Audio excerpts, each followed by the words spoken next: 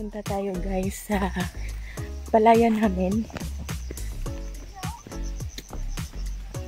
Ito, manguha daw kami ng lianas.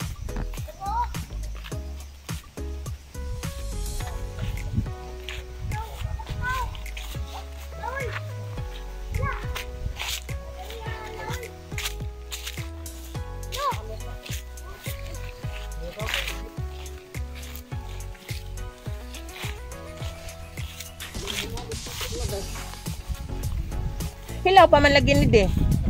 Kani? Ha?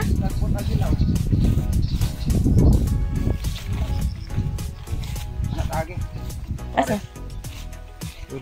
Oh, nangi, boy.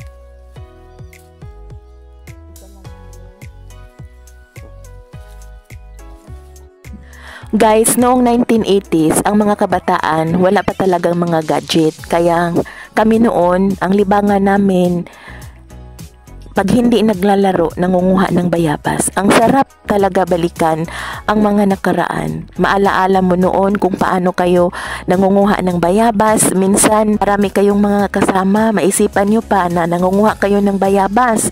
Aakyat kayo ng puno ng bayabas, tapos doon pa sa taas ng bayabas, tatay. Ganon kami noon ng mga kabataan. At saka, yung bayabas talaga, napakalaki ang naitulong niya sa akin noong kabataan pa ako. Dahil simula nung nag-aral ako ng grade 1 hanggang grade 4, itong bayabas na to ang nakakatulong sa akin na hindi nakakabili ng papel yung mga magulang ko. Dahil matyaga ako manguha ng bayabas noon. At saka ang dami rin naming mga bayabas noon. Halos makakuha ka ng isang sako isang araw sa sobrang dami ng mga bayabas dahil napalibutan kami ng mga bayabas noon.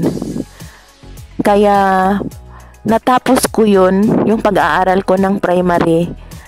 Ang nakakatulong walang iba kundi itong bayabas. Kaya ngayon ito, nung nagpatabas kami dito, talagang hindi ko pinapaputol ang bayabas na to.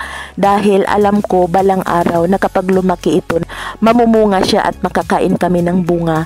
At ito nga ngayon, hindi ko inakala na makakain ako ng bunga nito. Nakaraang linggo, maraming bunga to. Kaso mayroon ding mga bata na namamasyal dito at nangunguha din ng bayabas.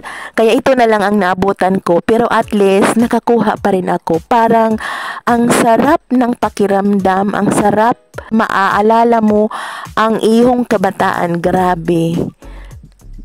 Ang sarap balikan.